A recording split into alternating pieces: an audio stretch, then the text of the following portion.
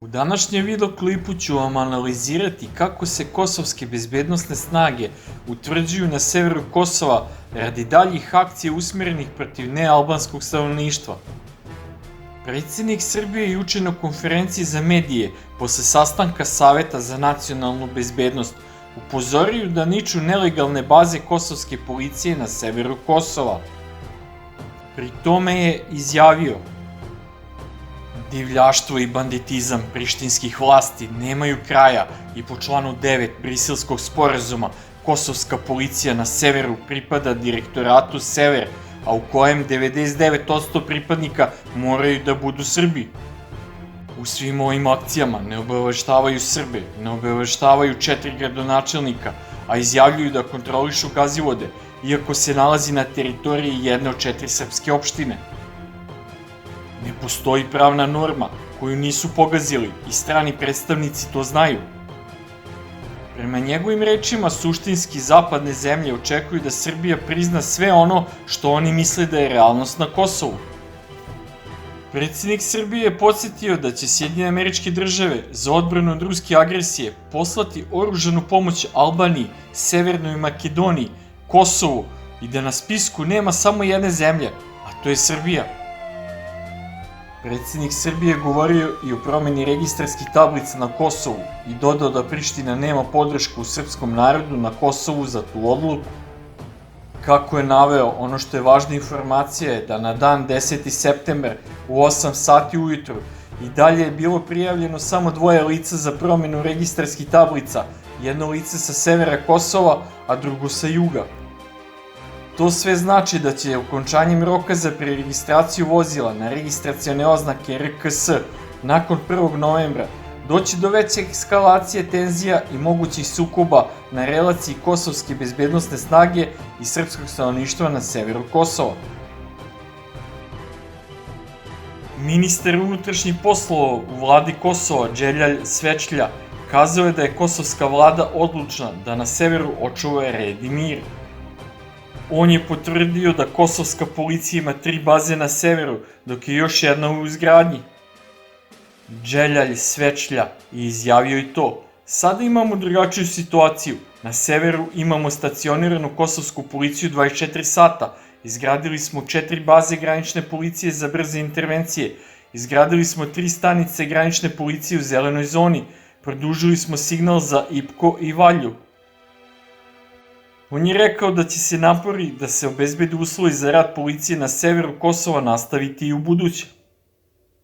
3 policijske baze su već završene, jedna je u izgradnji. Nastavit ćemo ovim putem kako bismo omogućili kosovskoj policiji da ne samo bezbedno, već i sa neophodnim komforom deluje na teritoriji da garantuje red i mir i na tom delu, nastavio je Svečlja.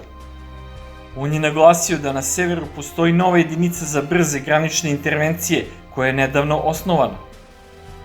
Svečlja je rekao da je Kosovo posvećeno zakonu i redu na severu i za to, kako je istakao, ima podršku saveznika.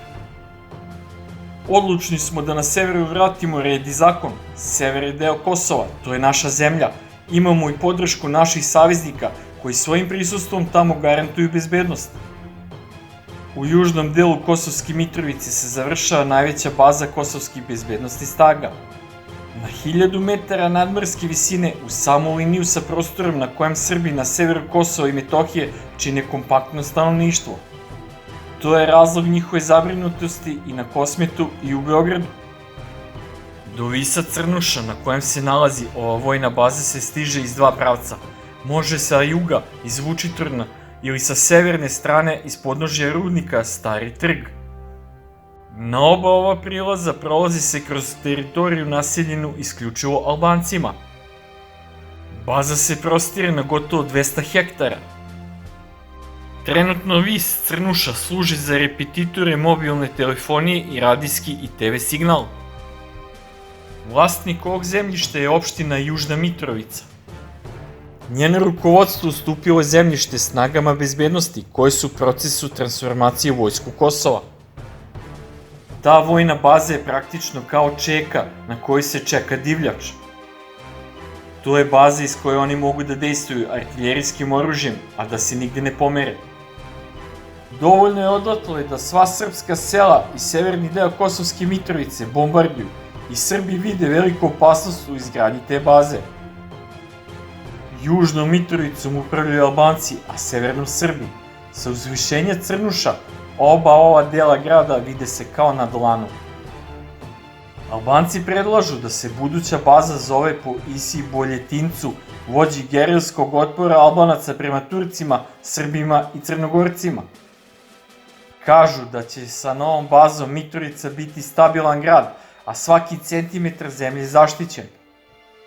Imaće poligone, imaće osmatračke stanice i bit će im omogućeno da sa tog područja izvedu svojevrsni blitzkrieg, odnosno brzi prodor i raspoređivanje na severu Kosova, sve do administrativne linije sa centralnom Srbijom, radi sprečavanja eventualnog dotura pomoći od strane Beograda ugroženom srpskom stanovništvu.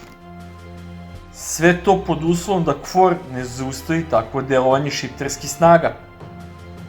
Ova baza kosovskih bezbednostnih snaga će biti glavni centar iz koga će se komandovati i delovati u eventualnim napadama na srpsko stanovništvo u severnoj Kosovskoj Mitrovici i ostalih 3 opštine sa pretežnim srpskim življem na severu Kosova. Dogovor Beograda i NATO je da pripadnici kosovskih snaga bezbednosti ne mogu na sever Kosova bez odobrenja KFOR-a. U KFOR-u kažu da NATO još preispituje svoj nivo posvećenosti kosovskim snagama bezbednosti i da ih i dalje vide kao organizaciju za reagovanje u elementarnim nepogodama. Od decembra 2017. godine, kada je takozvana Kosovska skupština odobrila 10-godišnju transformaciju snaga bezbednosti u vojsku Kosova, ta organizacija uveliko gradi infrastrukturu za nekoliko hiljada vojnika buduće kosovske armije.